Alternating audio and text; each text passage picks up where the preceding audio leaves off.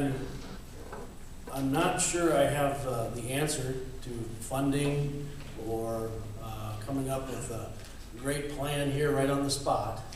But I think there are some needs, and if I remember right, it was a majority no by 4 votes. Not an overwhelming majority in the vote that was taken by the school board, and I believe there was more than a gym in that plan. And you may feel like you may vote no, you may be against this for a lot of different reasons. It could be the funding, and really there's no funding, there's no $1 million, $16 million, $20 million, it's all going to be up to us, the voters. Okay, so there's no money sitting anywhere, as far as I know. So the voters are going to say yes or no to whatever plan comes out next. Personally, I think the plan was pretty good the first time around. And, you know, living here, going through the middle school being built in '93, and you hear people saying, wow, they couldn't do that right, the school. And I guess the school board gets the blame for that. They couldn't do it right because they had to add on classrooms before they even got it built. And you know, if people do come to watch a activity at the gym, they go, oh boy, you know, this gym is too small. I wish, how come you guys didn't do it right? And then we built the elementary school. And then it's, you know, they had to start remodeling before the thing was even built. And the reason why is because it was all through capital outlay, okay? So to me, I understand Ron's point about the current gym, or there might be other areas where you can tweak, not spend as much, but we do need the space. I think we need it for the kids. And my last point would be, when it comes to extracurricular activities, okay, and this is very meaningful to me, is that we talk about academic standards. We need to spend on academics. We need to spend on academics.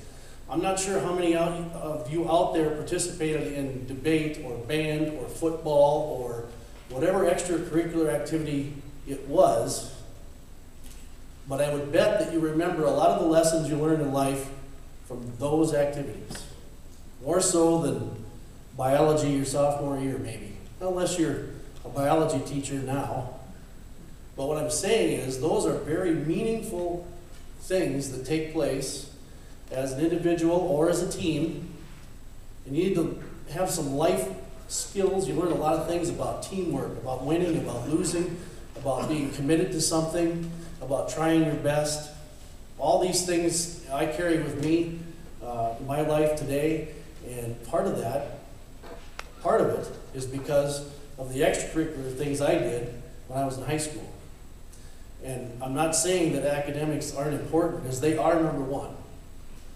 I will not disagree with that. And we have academic needs, and needs in this high school that need to be fixed. You know, ventilation, heating and cooling, and issues like that impair learning, okay? Those are important things. And from my understanding of the project is, you can't just say, well, what we're going to do a little bit here because it affects this wall and that wall, and you can't. I don't know if you can do it stage by stage, and you know, 5 years later pick up to where you left off. I don't know if that's possible.